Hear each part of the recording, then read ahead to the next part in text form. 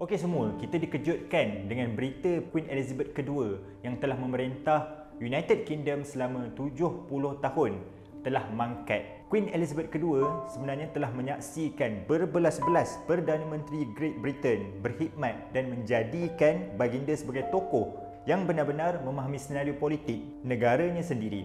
Negara yang mengamalkan sistem demokrasi berperlembagaan ini menjadikan baginda sebagai seorang ratu yang tertakluk dengan konsep raja berperlembagaan. Malah, sistem demokrasi di Malaysia mengambil sistem British sebagai contoh untuk diaplikasikan dalam sistem pemerintahan kita pada hari ini. 7 dekad memegang tahta, 129 negara telah dijejaki, tidak sekalipun baginda mencemar duli untuk turun ke Israel.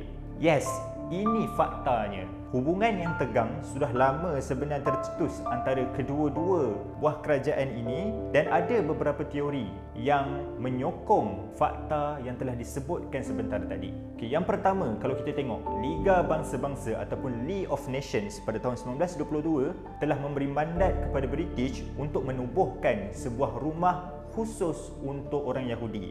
Tetapi British telah melanggar komitmen ini dengan membahagikan 70% daripada keseluruhan kawasan yang sepatutnya diberikan kepada Yahudi. Dan kawasan ini sekarang digelar sebagai Jordan. Perintah melalui kertas putih yang telah dikeluarkan pada tahun 1939 ini telah merikesan kepada imigran Yahudi untuk berpindah secara beramai-ramai ke tanah Palestin.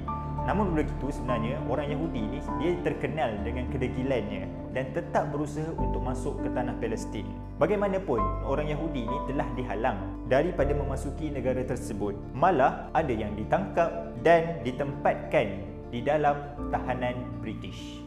Dalam masa yang sama sebenarnya, British cuba menjaga hubungan mereka dengan negara-negara Arab yang lain. Kalau kita tengok, Queen Elizabeth II ini mempunyai hubungan yang sangat erat dan rapat dengan rakan-rakan kerabat diraja daripada negara Timur Tengah.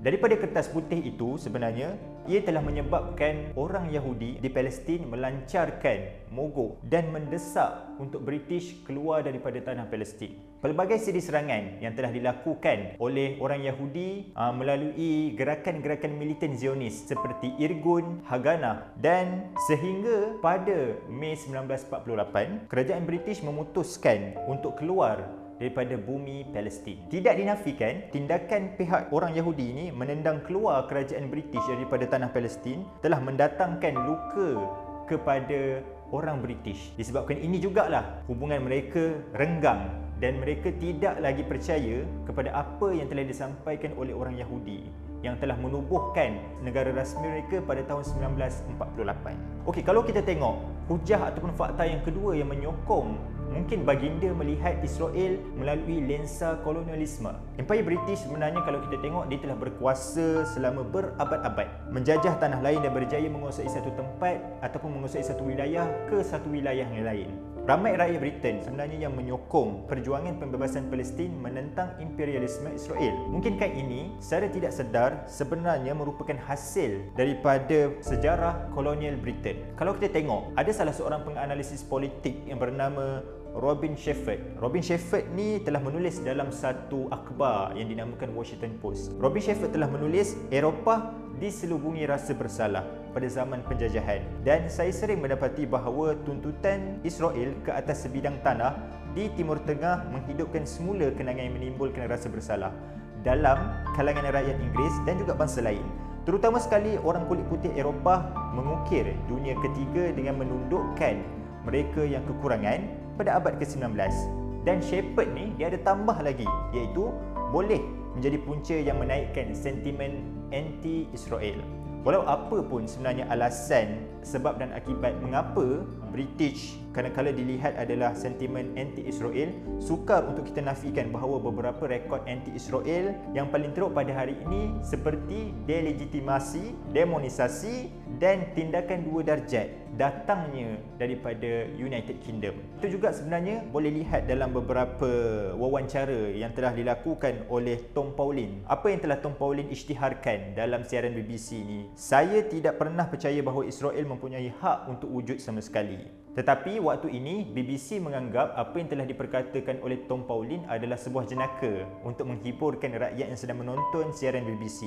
Untuk mengelakkan sebarang keraguan, Guardian menyatakan dengan jelas pada tajuk akhbarnya, Israel semata-mata tiada hak untuk wujud.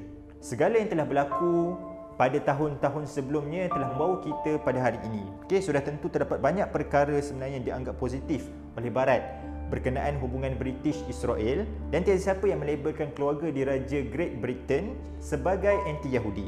Selama bertahun-tahun, kita tengok para rabai dan pemimpin komuniti Yahudi sendiri telah dinobatkan sebagai kesatria oleh Ratu Elizabeth II. Malah Royal House of Windsor mempunyai tradisi lama bahawa setiap bayi lelaki yang dikhatankan oleh mudim yang berbangsa Yahudi adalah khatan yang disahkan. Tetapi kita tidak dapat nafikan masih wujud aliran negatif British terhadap Israel. Satu tinjauan yang telah dilakukan oleh BBC menunjukkan bahawa 2/3 daripada responden melihat Israel sebagai pengaruh negatif ke atas dunia. Tinjauan sebenarnya yang dijalankan oleh Kesatuan Eropah menamakan Israel sebagai ancaman kepada keamanan dunia nombor 1, mengalahkan dua buah negara yang digambarkan sebagai paksi kejahatan, iaitu Korea Utara dan juga Iran. Persepsi ini mungkin telah diburukkan lagi dengan 7 dekad keengganan Ratu ataupun Queen Elizabeth II untuk menjejakkan kaki